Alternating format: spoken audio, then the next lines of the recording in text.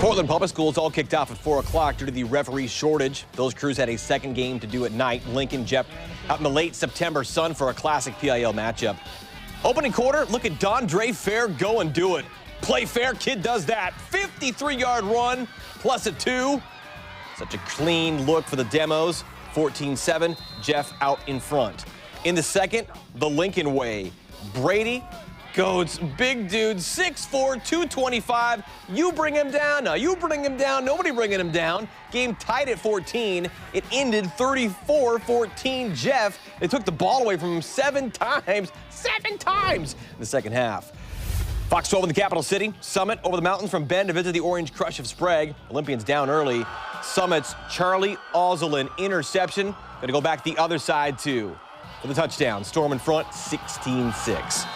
Summit now on 4th down. Hogan Carmichael, the quarterback sneak from 8 yards away to get on in. Storm chase him away, 27-6. The Oldies kick Mountain Valley play now with McNary.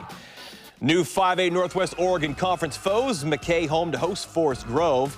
How about Kyron Fuimauno? It's like Dad taught him. Fui! 43 yards to Chancey Lee. 7-0 McKay. Forest Grove's now. Caden Hale, David Johnson do the work. 71 yards. High arms. Keep it close to the chest he does. And then more from Kyron Fuimauno. 43-yard pass to Mr. Lee once more. McKay with a field goal in the last second to win it. 31-28. And the kids will be all right. Coach Oz from Corbett High is a U.S. military veteran. His players wanted to find a way to honor the 13 service members killed in the Kabul airport attack in trying to leave Afghanistan. Well, the Cardinals play on Red Wing Field, named after the Navy SEAL operation that terribly saw 16 killed during an attempted mountain rescue in Afghanistan. One of those lives lost back in 2005. Corbett class 11 of 1989, Jeff Lucas. A tribute wall now greets you as you enter Jeff Lucas Veterans Memorial Stadium. Fox 12 photojournalist Antonio Corona was in Corbett to document the special salute to Jeff's family along historic Columbia River Highway. My seniors came into my office last Tuesday and asked if they could speak to me in private. And then they hit me with this idea that they had that they would like to honor the 13 fallen in Afghanistan, as well as remembering our own fallen. And it's just a great way for the community not only to remember our own, but remembering why we get to play football or why we get to do anything. And it is all owed to the men and women in military and our first responders that, you know, continue to keep us safe. I was excited when the AD announced that Jeff's mother was going to join my wife and I down on the 50-yard line for the ceremony. It's just very cool to honor the commitment that her son gave and her commitment to this community. It's pretty touching.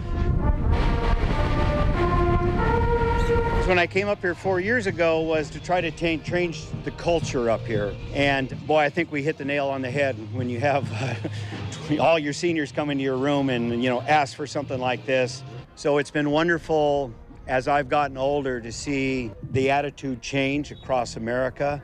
And then, you know, tonight is a wonderful example of that attitude and knowing where your freedom really comes from.